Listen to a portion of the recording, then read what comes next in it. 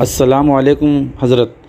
میں محمد فخر الدین Rizvi, fruit merchant, شترنجی پورہ، ناگپور، مہاراشٹر۔ حضور قائد اہل سنت، محافظ مسلک اعلیٰ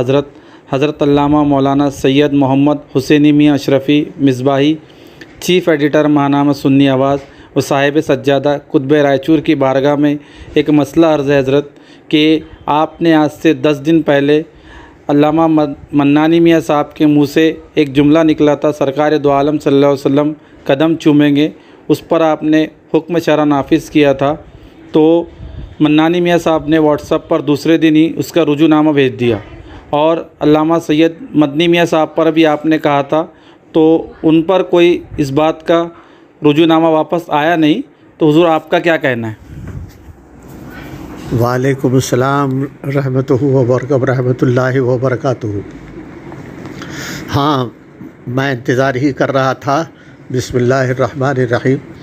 نحمدہ و نصلی علی رسولہ الکریم۔ دیکھیے، آپ نے بروقت مجھ کو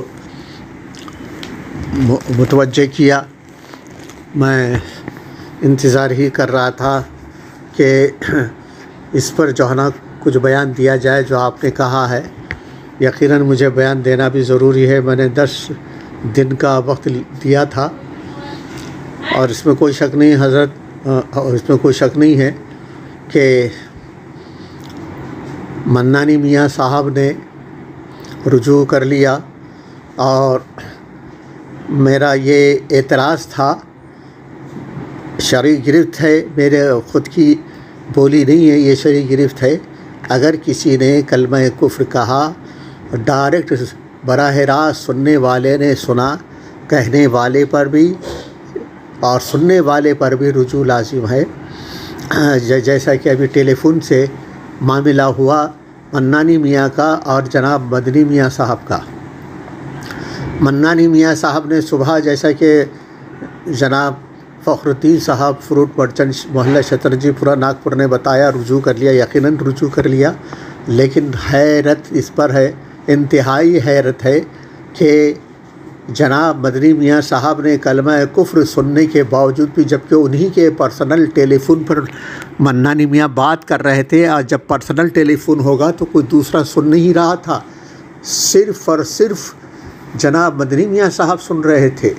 لیکن رجوع نہیں کیا۔ حیرت بالائے حیرت ہے جناب مدنی میاں صاحب۔ اگر یہی معاملہ کسی اور دوسرے سے ہوتا، کلمہ کفر کوئی اور کہا ہوتا اس کے پرسنل ٹیلی فون پر، اور کلمہ کفر سننے کے بعد اس شخص نے، جس کو کوئی شخص کلمہ کفر کہا اور اسی کے ٹیلی فون پر کہا، اور اس نے ٹیلی فون پر کلمہ کفر سنا، تو اس پر آپ کیا حکم نافذ کرتے؟ جو حکم آپ دوسروں کو دیتے، خود کو فٹ کیوں نہیں کر رہے اس میں؟ یہ میں اپنے گھر سے مسئلہ بیان کر رہا ہوں، خدا اور رسول کے واسطے سے بتائیے۔ اور میں سچ کہتا ہوں، میں آپ کا دشمن نہیں ہوں، نشتر جو لگاتا ہے دشمن نہیں ہوتا، میں آپ کا دشمن نہیں ہوں۔ آخرت کا سوال ہے، یاد رکھیے، حاشا وکلا، دنیاوی نسب، غرور نسب کام نہیں آئے گا، اور دنیاوی علم کی ہیبت کام نہیں آئے گی، سہارا خدا اور رسول کا ہوگا۔ آپ سنبھل جائیے اور رجوع کر لیجئے، خدا اور رسول کا واسطہ، حضرت سیدنا امام حسین پاک رضی اللہ تعالیٰ عنہ کا واسطہ، غوث پاک رضی اللہ تعالیٰ عنہ کا واسطہ، خواجہ پاک رضی اللہ تعالیٰ عنہ کا واسطہ، اور سلسلہ اشرفیہ کے جد حضرت سید شاہ اشرف جہانگیر سمنانی رضی اللہ تعالیٰ عنہ کا واسطہ، شاہ علی حسین اشرفی میاں کا واسطہ، سید شاہ احمد اشرف صاحب کا واسطہ، حضور محدث اعظم ہند کا واسطہ رحمۃ اللہ تعالیٰ علیہم۔ ان واسطوں سے میں دعائی دیتا ہوں کہ فوراً آپ رجوع کر دیجئے۔ دوسری میری دعائی یہ ہے کہ لفظ بریلی کو آپ نے 2 نظریے پیش کیے لفظ بریلی کے لیے۔ ایک جگہ تو خود کو فرما دیا کہ میں بریلوی ہوں، اور بریلوی ہونا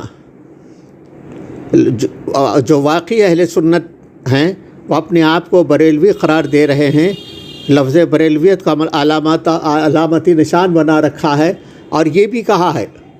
اپنے آپ کو بریلوی بھی کہہ رہے ہیں، دوسری جگہ کہتے ہیں جو واقعی اہل سنت ہیں وہ اپنے آپ کو بریلوی قرار دے رہے ہیں، لفظ بریلویت کا اپنا علامتی نشان بنا رکھا ہے۔ حالانکہ یہ لفظ وہ تھا جو دشمنوں نے دیا تھا، یہ تاثر ظاہر کرنے کے لیے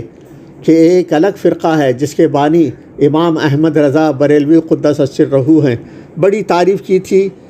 لفظ بریلی کی خوب تعریف کی تھی، اور یہاں تک کہا تھا اب کوئی اشاعرہ سے ہو یا ماتریدیہ سے ہو، حنفی یا شافعی مالکی ہو یا حنبلی، اگر وہ صحیح طور پر مسلک اہل سنت و جماعت کی اہل سنت و جماعت کی روشنی میں بریلوی ہے، یہ کہاں۔ اور دوسرا قول یہ ایک پہلے اثباتی قول، پھر اس کے بعد منفی قول، یہ کیسے بے چینیاں ہیں آپ کی، اور اس انتشار کو دور کر دیجئے۔ اور دوسرا اعلیٰ حضرت رضی اللہ تعالیٰ عنہ کہ ترجمہ قرآن کو من گھڑت اضافہ فرمایا، ترجمہ قوسین میں اس کے اضافے کو من گھڑت اضافہ فرمایا، اور یہاں تک کہہ دیا کہ ترجمہ قرآن کو من گھڑت اضافہ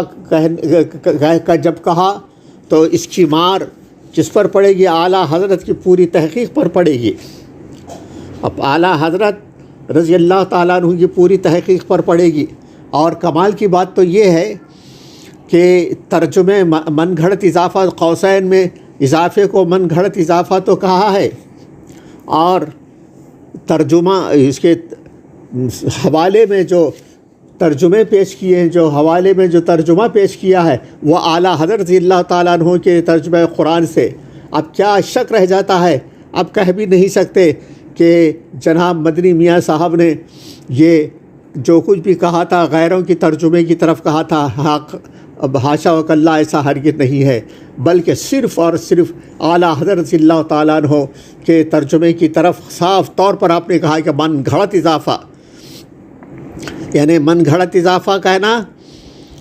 اعلیٰ حضرت امام بریلوی کے ترجمہ قرآن میں قوسین کے اضافے کو من گھڑت بتانا، اعلیٰ حضرت کے ترجمہ قرآن کو عوام و خواص میں کھلے طور پر ناقابل اعتبار قرار دینا ہے۔ اعلیٰ حضرت قدس سرہ نے قرآن حکیم کا معنی دل سے گڑھ کر سمجھائے ہیں،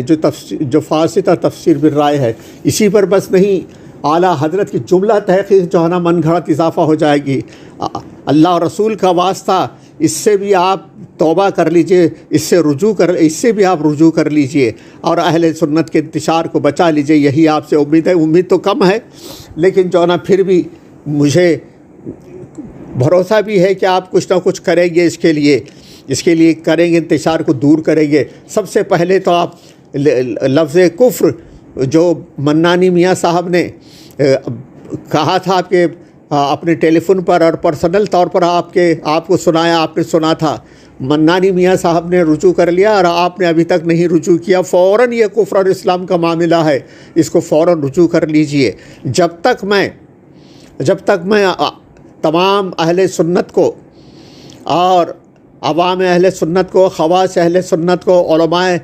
علماء کرام کو میں یہ گزارش کر رہا ہوں کہ جب تک جناب مدنی میاں صاحب کا بائیکاٹ کریں،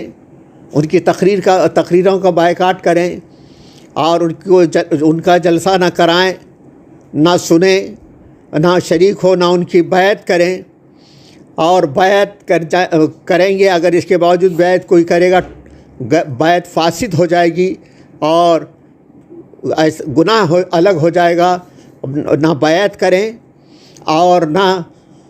کسی قسم کا ان سے معاملہ رکھیں اور ان کا بائیکاٹ کریں۔ یہی میں اپنی طرف سے نہیں،